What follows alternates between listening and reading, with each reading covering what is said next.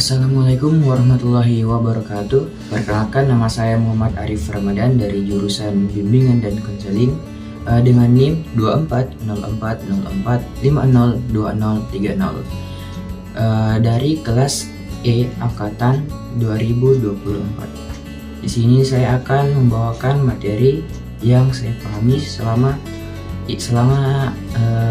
satu semester ini di semester 4. Langsung saja ke pemaparan materi dari saya. Nah, materi yang saya bawakan yaitu keyakinan, nilai, dan etika profesional dalam psikologi konseling. Nah, bimbingan dan konseling adalah layanan yang membantu peserta didik berkembang dalam aspek pribadi, sosial, belajar, dan karir. Dalam pelaksanaannya, keberhasilan konseling tidak hanya ditentukan oleh teknik konseling, tetapi juga dipengaruhi oleh keyakinan, nilai, dan etika yang dimiliki oleh konselor. Riset atau penelitian adalah proses ilmiah yang dilakukan secara sistematis untuk mencari jawaban terhadap suatu masalah melalui pengumpulan dan analisis data.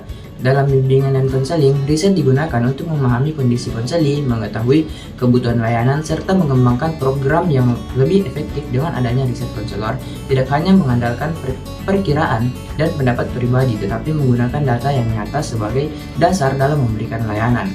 Nah, melalui riset, konselor dapat mengetahui berbagai masalah yang dialami peserta didik seperti rendahnya motivasi belajar, kurangnya percaya diri, kesulitan beradaptasi, hingga masalah hubungan sosial.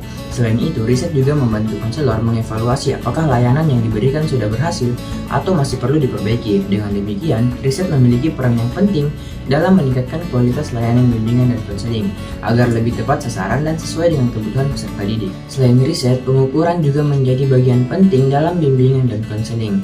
Pengukuran adalah proses pemberian angka terhadap suatu atribut atau kondisi berdasarkan aturan tertentu.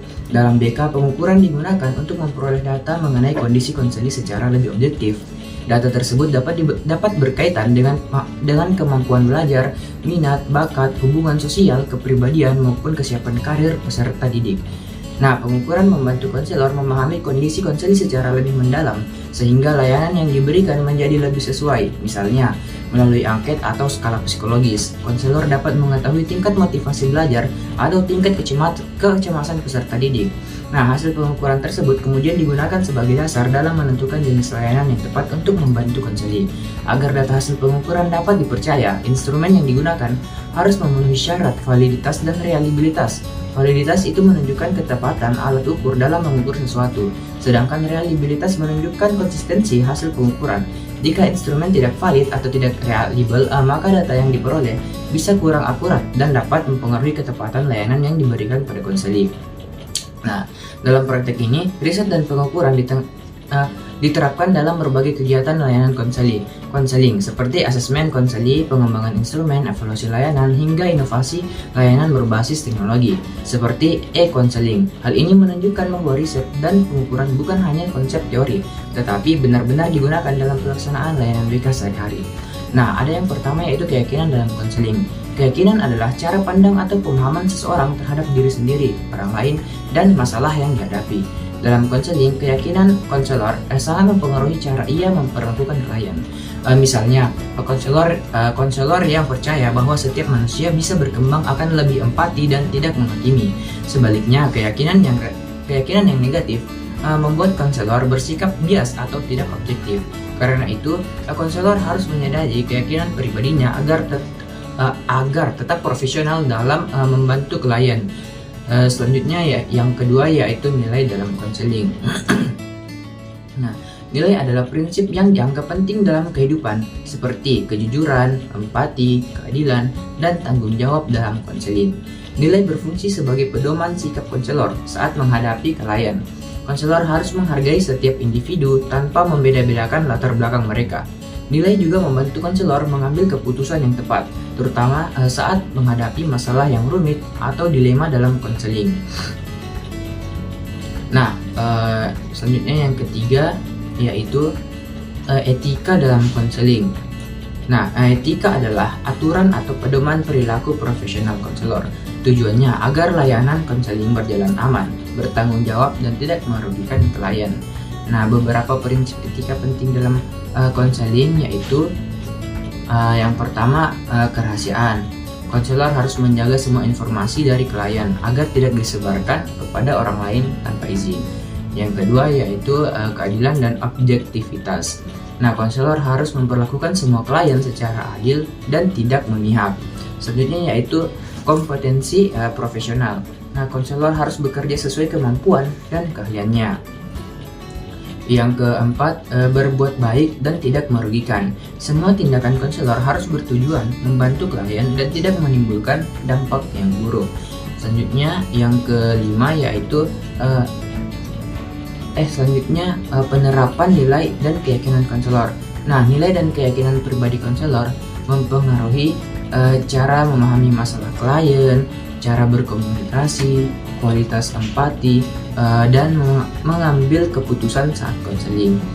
Jika konselor tidak mampu mengontrol nilai pribadinya, ia bisa memaksakan pendapat kepada klien. Karena itu, konselor harus memiliki kesadaran diri dan tetap mengikuti kode etik profesi.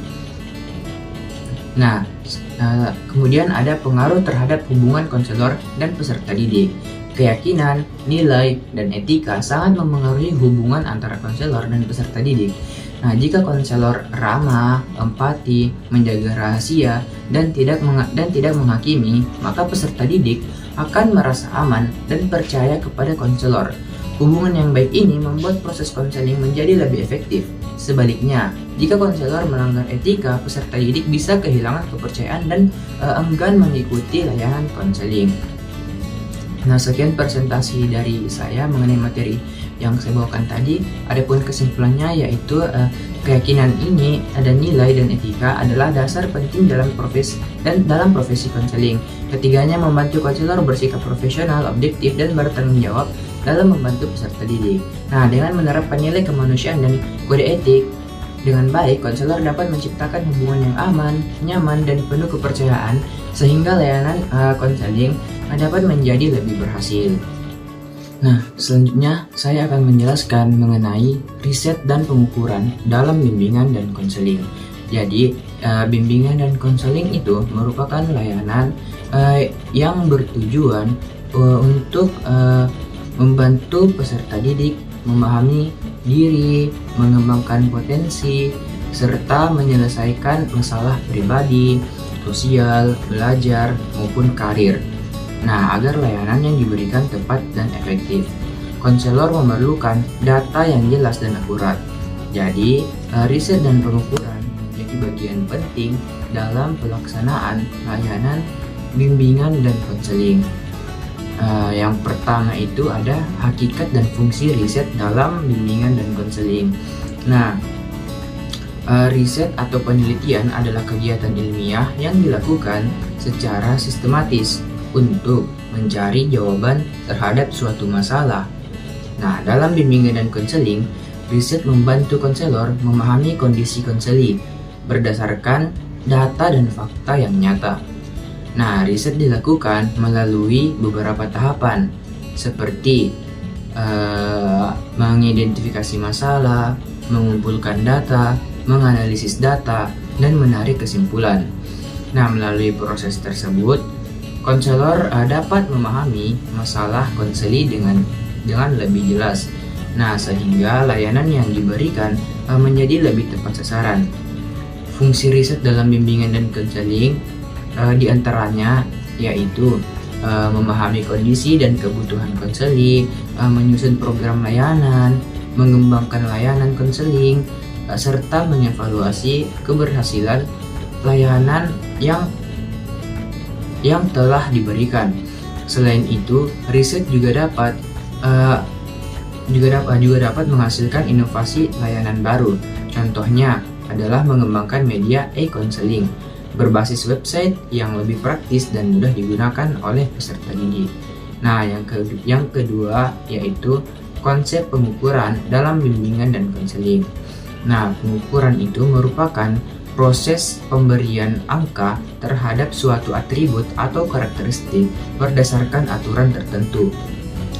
Dalam bimbingan konseling, pengukuran digunakan untuk memperoleh data mengenai kondisi, potensi, kemampuan, dan masalah konseling secara lebih objektif.